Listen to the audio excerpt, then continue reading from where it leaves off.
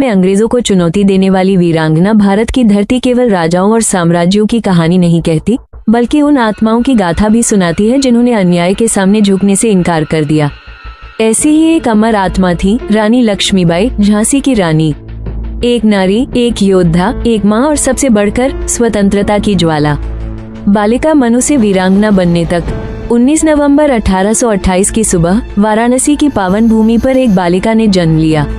नाम रखा गया मणिकर्णिका तांबे, लेकिन घर में सब उसे प्यार से मनु कहकर बुलाते थे। किसी ने नहीं सोचा था कि यह नन्ही सी बालिका एक दिन ब्रिटिश साम्राज्य की नींव हिला देगी। मनु का बचपन साधारण नहीं था। उनकी मां भागीरथी बाई का देहांत बहुत जल्दी हो गया और पिता मोरोपंत तांबे ने उन्हें पेशवा बाजीराव द्वितीय के संरक्षण में रख दिया। पेशवा का दरबार केवल राजनीति का केंद्र नहीं था, बल्कि युद्धकला, घुड़सवारी और शास्त्रों की शिक्षा का भी गढ़ था। जहां उस दौर की लड़कियां गुड़ियों से खेलती थी, वहीं मनु तलवार से दोस्ती कर रही थी। घुड़सवारी, भाला, तलवार, तीरंदाजी, मनु हर कला में निपुण होती जा रही थी। पेशवा स्वयं कहा करते थे, ये लड़की एक दिन इतिहास रचेगी। झांसी की रानी लक्ष्मीबाई। 1842 में मनु का विवाह झांसी के राजा महाराजा न्यूवालकर से हुआ। विवाह के बाद वे कहलाने लगी रानी लक्ष्मीबाई। झांसी बुंदेलखंड का एक छोटा लेकिन समृद्ध राज्य था। यहाँ की जनता रानी को मां की तरह मानती थी।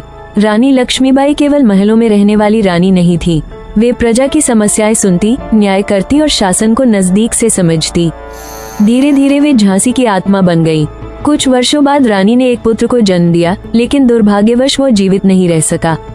यह आघात रानी के लिए बहुत बड़ा था।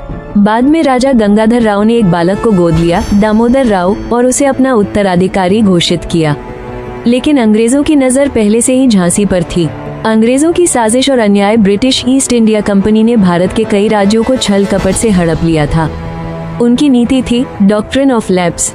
इस नीति के अनुसार अगर किसी राजा का जैविक उत्तराधिकारी न हो तो उसका राज्य अंग्रेजी शासन में मिल जाएगा।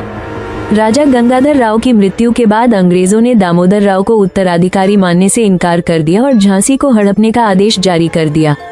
रानी लक्ष्मीबाई ने इसे सीधा अन्याय माना। उन्होंने अंग्रेज अधिकारियों को स्पष्ट शब्दों में कहा, मैं अपनी झांसी नहीं दूंगी। यह वाक्य केवल एक प्रतिज्ञा नहीं था, बल्कि स्वतंत्रता संग्राम की गर्जना थी। एक 19 साल की रानी और युद्ध की तैयारी। 1857 भारत का इतिहास बदलने वाला वर्ष।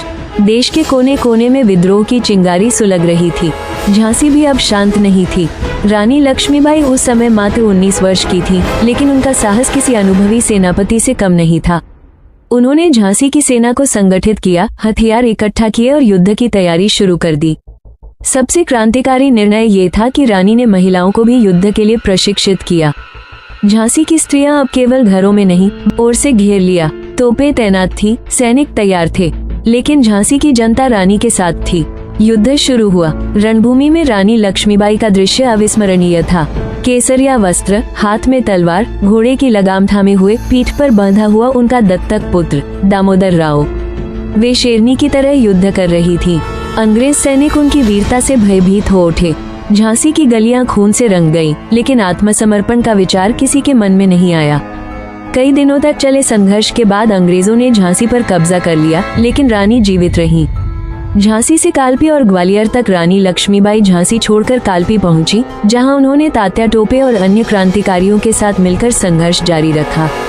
इसके बाद वे ग्वालियर पहुंची और वहां के किले पर अधिकार कर लिया। यह अंग्रेजों के लिए सबसे बड़ा झटका था, लेकिन नियति को कुछ और ही मंजूर था। अंतिम युद्ध और अमरता। 18 जून 1858 कोटा की सराय, ग्वालियर के पास अंग्रेजों और भारतीय क्रांतिकारियों के बीच अंतिम और भीषण युद्ध हुआ। रानी लक्ष्मीबाई गंभीर रूप से घायल हो गई। उन्होंने समझ लिया था कि अंत निकट है। उन्होंने अपने सैनिकों से कहा, मुझे अंग्रेजों के हाथ मत लगने देना। थोड़ी ही देर में वो वीरांगना वीरगति को प्राप्त हो गई। इतिहास में अमर नाम रानी लक्ष्मीबाई की मृत्यु के बाद भी उनका प्रभाव समाप्त नहीं हुआ। अंग्रेज अधिकारी तक उनकी बहादुरी के कायल थे। एक अंग्रेज जनरल ने लिखा, वो विद्रोहियों में सबसे खतरनाक और साहसी थी। आज झांसी की रानी केवल इतिहास की एक पात्र नहीं है, बल्कि नारी शक्ति, साहस और स्वाभिमान की प्रतीक है। समापन। झांसी की रानी लक्ष्मीबाई हमें ये सिखाती है कि उम्र छोटी हो सकती है, लेकिन हौसले नहीं।